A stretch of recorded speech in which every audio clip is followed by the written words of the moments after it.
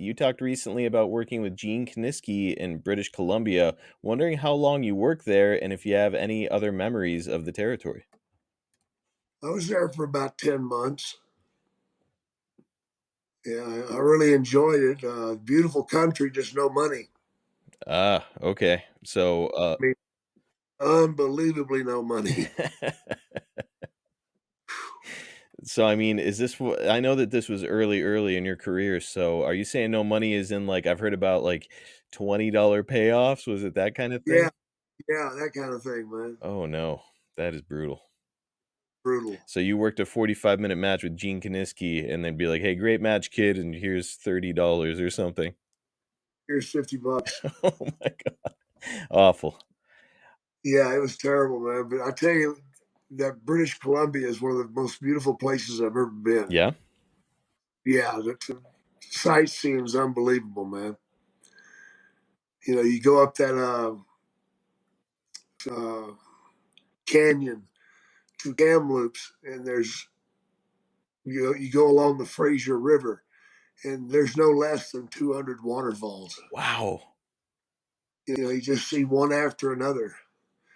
We'd pull over and get out and see who could stay in the waterfall the longest. Jesus Christ, was that shit cold? Who would you have been traveling with? Do you remember? Oh yeah, me and Mike Hammer. Okay. Um, oh gosh, now I had a brain fart. Would have Me and Mike mostly. okay. Yeah, I'm curious. This kind of thing really fascinates me because the territory days are long gone, and this jumping from place to place is over. But back in the day, it was so commonplace. Like Jake, when you're a young fella just starting out and you find yourself getting a job up there in British Columbia, like how are you living? Are you living out of like a hotel?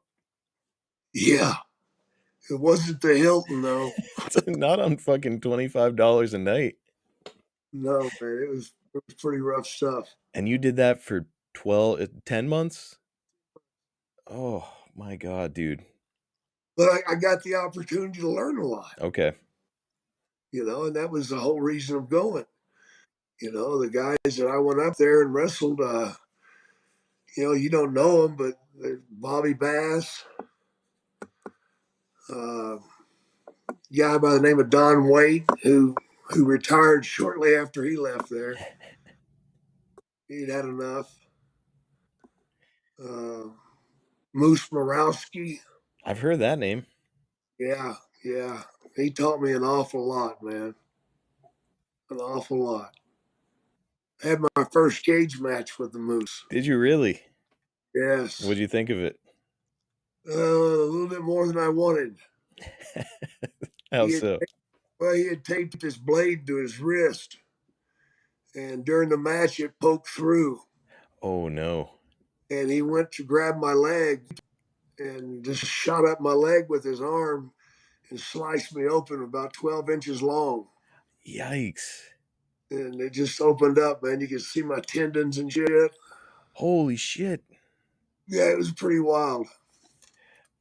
Safe to assume that you did not have any health insurance at this stage? Oh, no, of course not.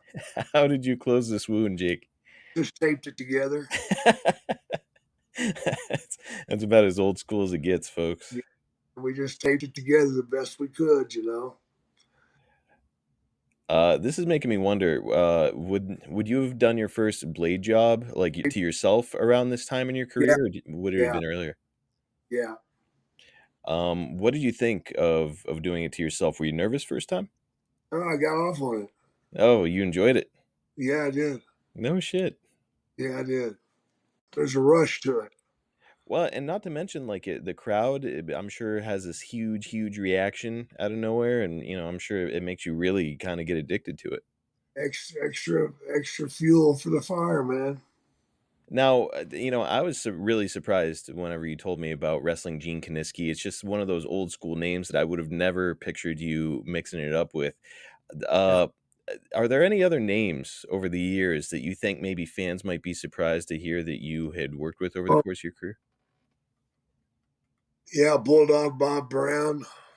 All right. Crazy Luke Graham. Um, Gosh, Moose Cholak. Moose Cholak. Yeah, stiff bastard. Pat O'Connor. Okay. Uh, Gosh, there's so many of them, man. Did you ever get to work with a guy like, like a Luthez? No, gosh, no. Lou was out before I got going. Oh, okay. I wished. What about like a Killer Kowalski, one of those old school guys? I didn't get to work with Kowalski either. I've heard he was a strange cat too, so maybe that's a good thing. Yeah, he is.